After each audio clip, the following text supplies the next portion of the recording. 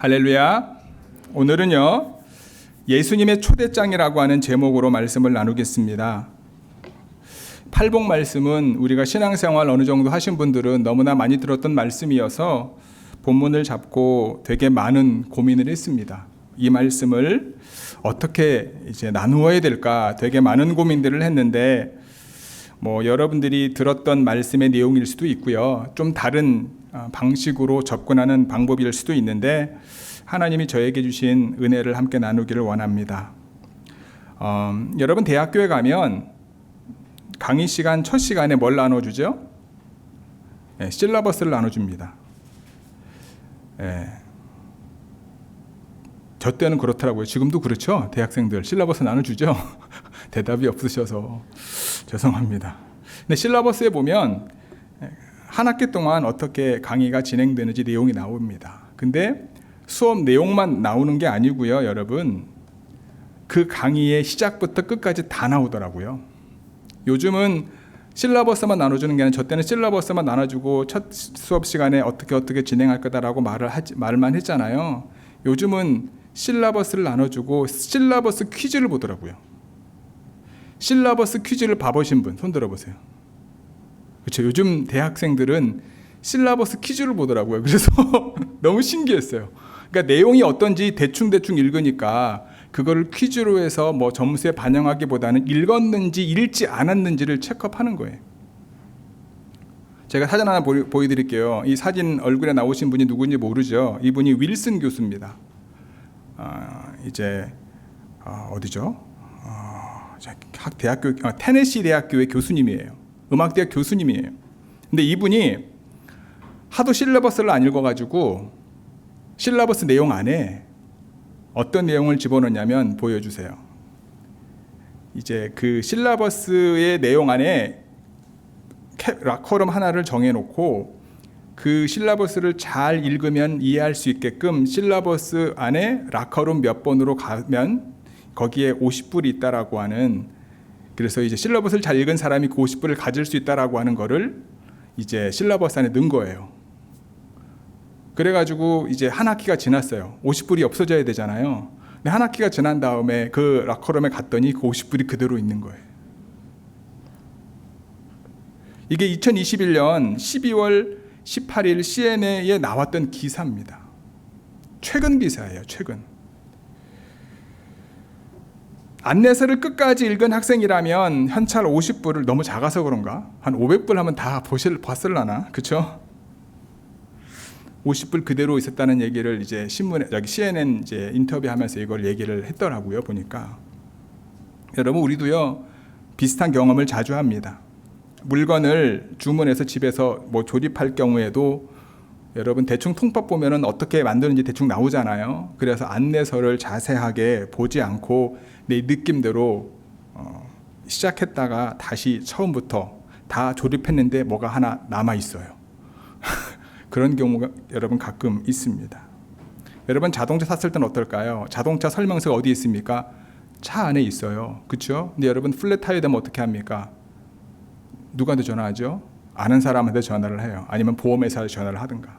플랫 타이어가 어디에 있고 플랫 타이어 됐을 때 어떻게 하라고 다 거기 내용이 나와 있거든요. 플랫 타이어만 그런 게 아니라 기본적으로 셀프 이제 메인터넌스 할 수 있는 내용들이 다 그 책에 나와 있는데 그 책을 보시는 분들이 아마 거의 없지 않을까.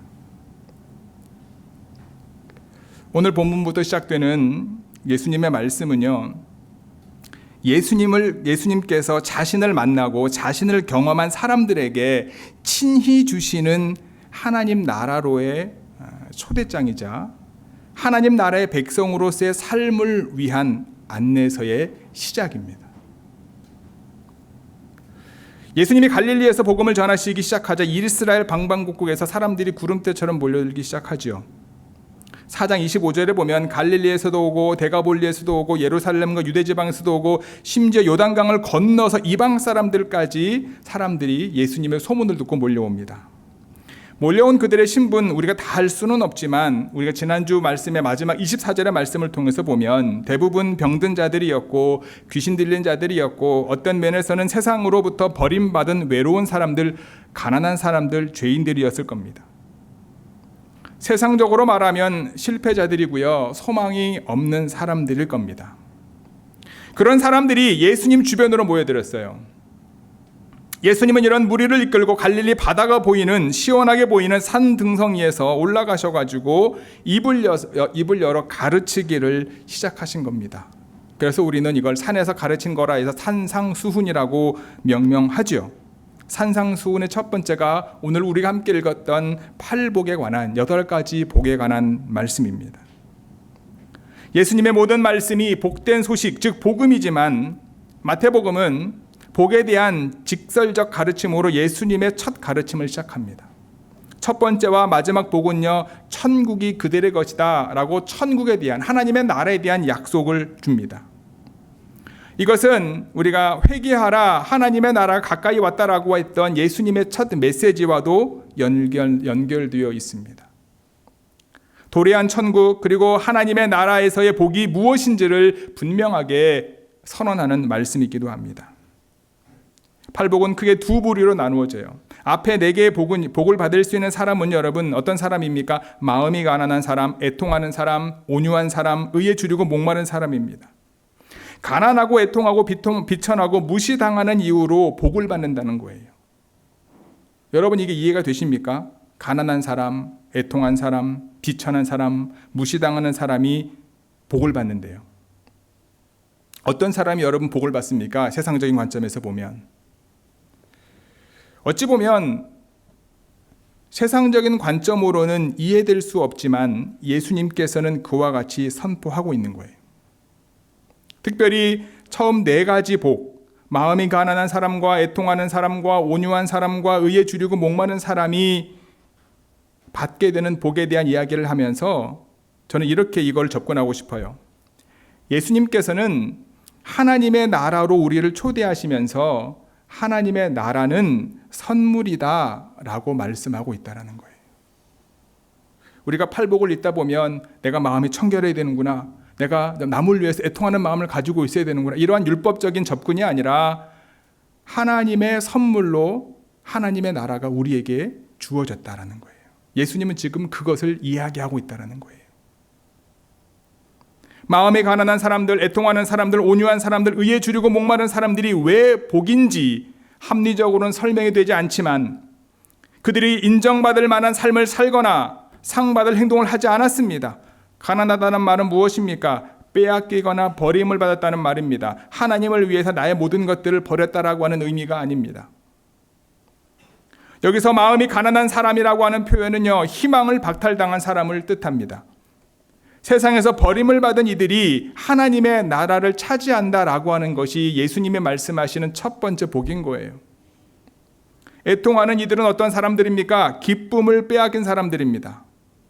생로병사 여러 가지 자연적인 슬픔을 넘어서 당연히 누려야 될 사람으로서 당연히 누려야 될 기쁨을 빼앗긴 상태를 지금 이야기하고 있는 거예요. 세상은 이들의 애통을 외면하지만 하나님은 이들의 애통을 들으신다라는 거예요. 온유한 이들은요, 여러분 겸손한 이들을 말하는다라기보다는요, 온유하다라는 말의 원어적인 의미는 신발을 닦기 위한 깔개를 의미합니다. 수치와 무시를 당한 상태를 가리키는 거예요. 고대 시대에 가장 무시를 당한 사람들, 소속이 없는, 발붙일 곳이 없는 그 사람들, 이들에게 뭐라고 말합니까? 땅을 차지할 것이라고 하는 복이 있다라고 예수님은 선언하는 거예요. 의에 주리고 목마른 사람들이란 의를 갈망하고 추구한 사람이라기보다는 정당한 권리를 박탈당하고 불의와 부당함을 겪고 있는 사람들, 바로 그러한 사람들입니다. 의에 주린 사람들은 가난하고 애통하고 무시당하는 사람들 모두를 포함하는 말이기도 하지요. 세상으로부터는 외면당하는 그들이 하나님이 복을 받아 배부르게 될 것이다. 예수님은 그렇게 지금 말씀하고 있다는 거예요. 세상은 이들을 가리켜 불쌍하다 하고 복이 있다 하지 않습니다. 오히려 세상은 그들을 형벌이나 저주를 받은 이들이라고 낙인 찍습니다. 그런데 예수님께서는 오히려 이들이 복이 있다라고 선언하는 거예요. 놀랍게도 세상이 버림을 받았다는 바로 그 이유가 바로 하나님 나라의 선택을 받는 이유다라는 거예요. 하나님의 나라로 초대받은 이유가 무엇입니까? 이 세상에서 박탈된 것들을 하나님께서는 복으로 그들에게 주시겠다라는 거예요. 하나님의 나라는 선물이다라는 거예요. 선물을 받을 사람의 자격을 따지지 않고 전적으로 주고자 하는 분의 의지에 의해 좌우되는 바로 그 선물이다라는 거예요. 가난하고 슬퍼하며 무시당하고 줄인 이들에게 선물을 주시겠다라는 것이 하나님의 뜻이라면 아무도 이를 막을 자가 없다라는 거예요. 복이 있나니 하는 말은요, 헬라어로 마카리오스라고 하는 단어인데, 재미있는 건요, 이 마카리오스라고 하는 단어가 사람들의 행복을 가리켜서 사용하는 단어가 아니라 하나님의 행복을 가리킬 때 사용하는 말입니다. 그래서 의에 줄이고 목마른 자가 복이 있다라고 할 때 의에 줄이고 목마른 자의 행복은 하나님이신 예수님 자신의 행복을 가리키는 것이다라는 거예요. 이 말씀을 주님이 우리에게 주시는 의도 속에 무슨 말을 하고자 함이냐 하면, 너희들이 지금 의에 줄이고 목마르니 마음이 의에 줄이고 목마르고 마음이 상하고 애통하는 마음 상황 가운데 있니? 내가 가지고 있는 복을, 내가 가진 행복을 너도 받을 것이다 라고 주님께서 그와 같은 상황 가운데 있는 이들을 초대하시며 부르시는 거예요. 예수님은 세상에 계실 때 너무나 어렵고 고통스러운 삶을 살았습니다. 그만큼 가난한 분이 없었고 그만큼 사람들에게 핍박받은 사람도 없었을 것이며 그만큼 고통을 체험한 사람도 없었지만 그와 같은 고난 속에서도 주님이 잊어버리지 않았던 것은 무엇입니까? 하나님으로부터 온 기쁨과 하나님으로부터 온 행복이었다라는 거예요. 우리가 이 행복을 소유할 수 있다면 세상에서 가장 복된 자가 될 것이다. 만일 가난함에도 불구하고 행복하다고 하는 사람에게 그 행복을 누가 빼앗아갈 수 있겠습니까? 눈물을 흘리고 슬퍼하며 애통함에도 불구하고 행복하다고 말하는 사람들에게 누가 그 행복을 빼앗을 수 있겠냔 말입니까? 이 세상에서는 큰 소리를 쳐야 손해보지 않습니다. 온유하면 손해봅니다. 그런데 온유하기 때문에 손해를 보면서도 행복하다라고 말하는 사람이 있다면 아무도 그 행복을 빼앗을 수 없다라는 거예요. 하나님의 나라와 하나님의 나라의 백성의 삶은 우리에게 은혜로 주셨음을 늘 기억하며 예수님의 삶을 따름으로 예수님이 누리셨던 행복을 누리는 저와 여러분 모두가 되기를 주님의 이름으로 간절히 축복하고 기도합니다. 예수님께서는요, 하나님의 나라로 우리를 초대하시면서 하나님의 나라 백성으로서 삶으로 우리를 또한 초대하고 있다라는 거예요. 하나님의 나라는 전적으로 하나님께서 주신 선물이라고 말씀을 드렸습니다. 하지만 하나님의 나라에서 받을 수 있는 상에 대해서 말씀하시면서 하나님의 나라의 백성으로서의 삶으로 우리를 초대하고 있는 거예요. 선물은 자격을 따지지 않지만 상은 받을 자격이 있는 사람들에게 주어진다라는 거예요. 자비로운 삶을 사는 사람, 마음이 깨끗한 사람, 평화를 이루는 사람, 의를 위해 고난을 받는 사람들이 하나님의 나라에서 상을 받을 자격이 있다라는 거예요. 이들의 공통점은요, 하나님의 뜻을 바라고 그 나라를 위한 삶을 살았다는 데 있는 거예요. 긍휼히 여기는 사람은 자비를 베푸는 사람들과 같은 의미입니다. 그들이 무엇을 긍휼히 여기는 이들일까요? 앞서 언급한 이들, 가난하고 애통하고 온유하고 의를 박탈당한 이들을 긍휼히 여길 수 있는 마음을 볼 수 있죠. 그들은 단지 자선을 베풀고 돕는 일을 할 뿐만 아니라 그들이 빼앗긴 권리를 되찾을 수 있도록 회복할 수 있도록 도와주는 거겠죠. 이들이 자신들이 베푼 것을 하나님이 그대로 채워주신다는 거예요. 긍휼을 베푸는 이들은 그 긍휼을, 자비를 베푸는 이들은 그 자비를 하나님이 그의 삶 가운데 채워주신다는 거예요. 마음이 청결하다는 말은 무엇입니까? 겉과 속이 다르지 않는 마음, 혹은 나누어지지 않는 한결같은 마음이에요. 입술로는 하나님을 공경하면서도 마음으로는 하나님과 먼 사람들, 이런 사람들이 아니다라는 거예요.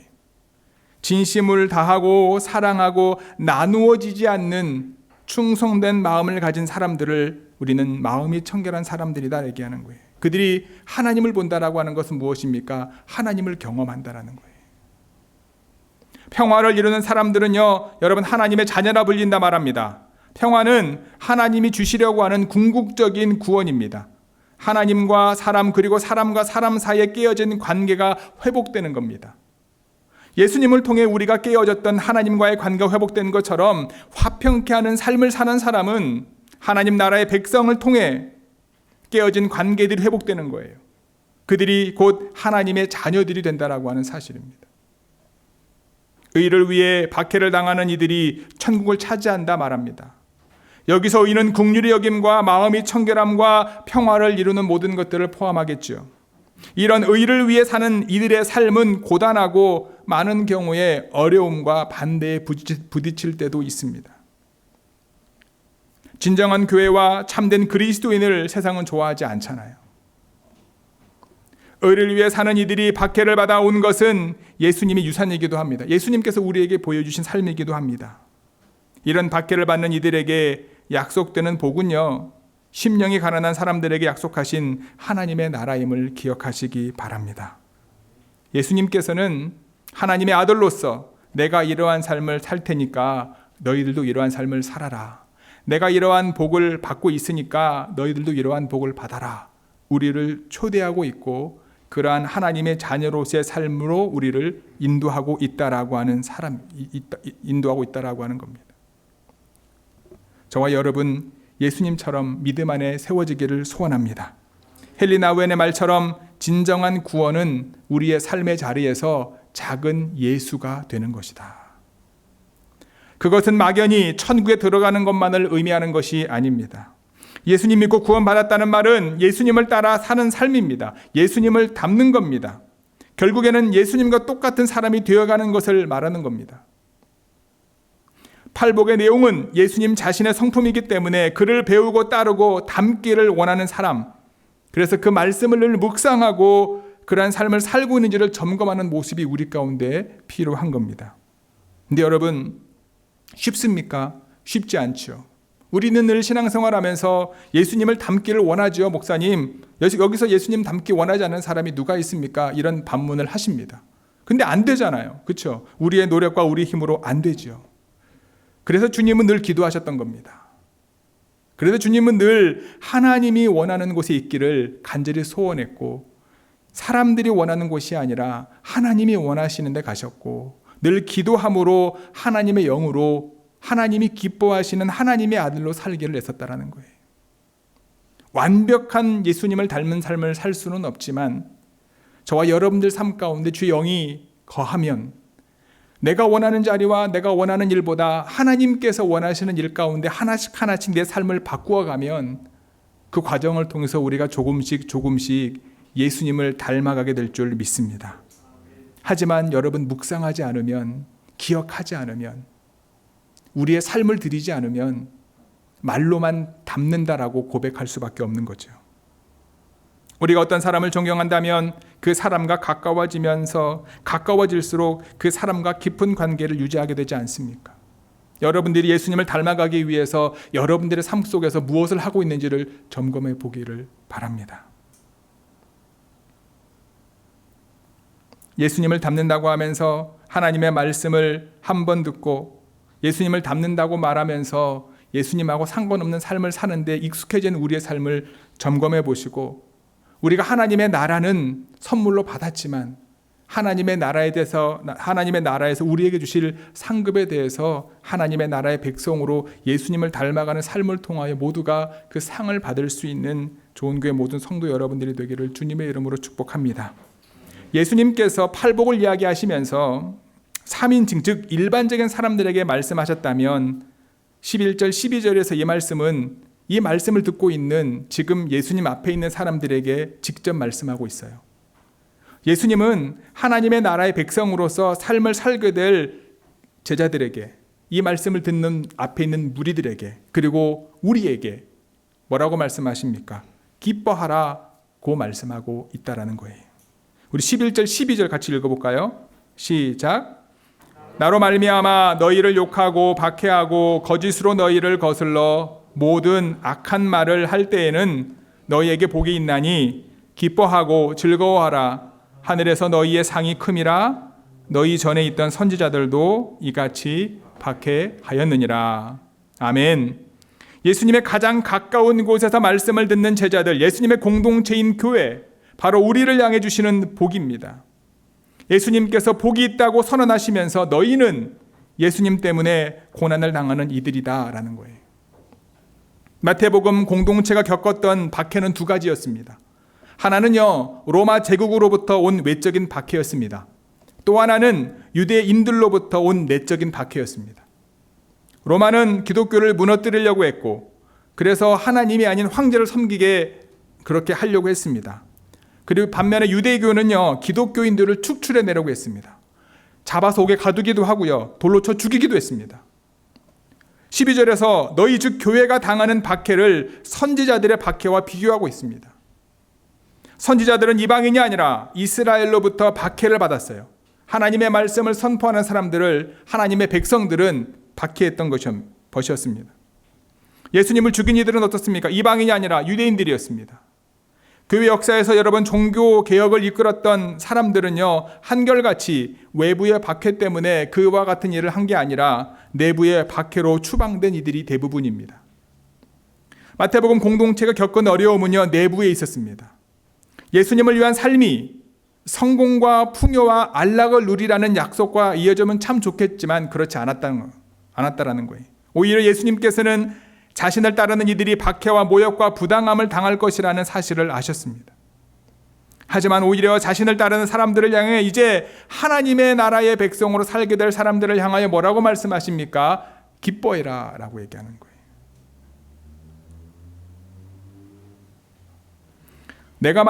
제가 만약에 예수님 당시에 예수님으로부터 치유를 받았거나 자유함을 받았거나 예수님으로부터 말씀에 감동을 받았다라고 한다면 그 예수님 앞에서 예수님이 여러 가지 이야기를 하더라도 기뻐해라 라고 말했으면 아멘으로 받을 수 있었을 것 같아요. 근데 본문을 쭉 듣고 난 다음에 너희들이 나 때문에 앞으로 고난받게 될 것인데 그것 때문에 기뻐해라 라고 말씀을 하셨을 때 과연 그 말씀을 우리가 기쁜 마음으로 받아들일 수 있겠는가라는 거예요. 기쁨은 여러분 소유에 있지 않습니다. 예수님의 성품을 닮아가며 하나님의 나라의 백성으로 살아갈 때 참된 기쁨과 행복을 누릴 수 있음을 기억하시기 바랍니다. 예수님을 여러분들의 삶의 주인으로 한번 모셔보십시오. 그러면 그분이 우리 모두에게 본인이 느꼈던 기쁨과 행복을 우리에게 부어주실 것입니다. 신앙생활하면서 여러분 예수님 믿는다는 것 때문에 욕을 얻고 박해를 당하기도 하고 악한 말을 듣는 사람, 그런 사람들을 오늘 본문은 뭐라고 말합니까? 복이 있는 사람이다. 오히려 그때마다 기뻐해라. 왜냐? 그때마다 하늘에서 너희의 상이 있게 될 것이다. 예수님은 이와 같은 말씀을 제자들에게, 무리들에게, 그리고 오늘 우리에게 말씀하고 있다라고 하는 사실입니다.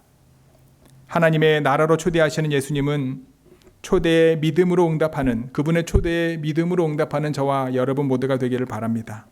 하나님의 나라의 백성으로 예수님처럼 되려고 여러분 경건의 노력을 하시기 바랍니다.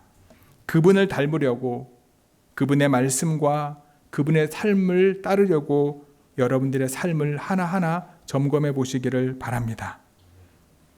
나의 것이다. 내가 원래 태어날 때 이렇다. 그렇죠. 우리가 가지고 있는 성품과 성격 다 있지 않습니까? 그렇지 않습니까? 그런데 하나님이 그걸 인정하셔요. 근데 인정하신다고 내 삶이 변화되는 걸 하나님이 원하지 않는 건 아니거든요. 예수님 때문에 내 말이 바뀌고, 예수님 때문에 내 생각이 바뀌고, 예수님 때문에 내 행동이 바뀌는 걸 하나님은 원하시는 거죠. 그분을 닮으려고 노력하는 거죠. 기준이 그겁니다. 주님의 성품이 저와 여러분들의 성품이 될 수 있도록. 그러면 여러분, 저와 여러분들 삶 가운데 놀라운 일들이 하나씩 일어나게 될 겁니다. 예전에는 내가 감당하기 어려웠던 것들을 이제 주님의 은혜로 감당할 수 있는 은혜가 임하는 거죠. 예수님이 누렸던 행복을 우리가 조금씩 깨닫게 되는 거죠. 예수님이 누렸던 그 기쁨이 우리의 저와 여러분들 삶 가운데 하나씩 쌓이게 되는 거죠. 그래서 세상적인 조건을 통해 내가 행복과 기쁨을 누리는 게 아니라 주님이 우리에게 주시기를 원했던 참된 기쁨과 행복이 저와 여러분들 가운데 있게 될 것이고, 그와 같은 삶을 통해서 하나님의 나라에서, 우리에게 주신 선물로 주신 하나님의 나라에서 놀라운 상급이 예비되어 있음을 잊지 않는 저와 여러분 모두가 되기를 주님의 이름으로 간절히 축복하고 기도합니다. 예수님이 저와 여러분들 마음에 살아 계심을 기억하시고, 이번 한 주간도 그분의 생각과 그분의 말씀과 그분의 삶을 믿음 가운데 하나하나 닮아갈 수 있는 좋은 교회 모든 성도 여러분들이 되기를 주님의 이름으로 축복합니다. 아멘. 기도하시겠습니다.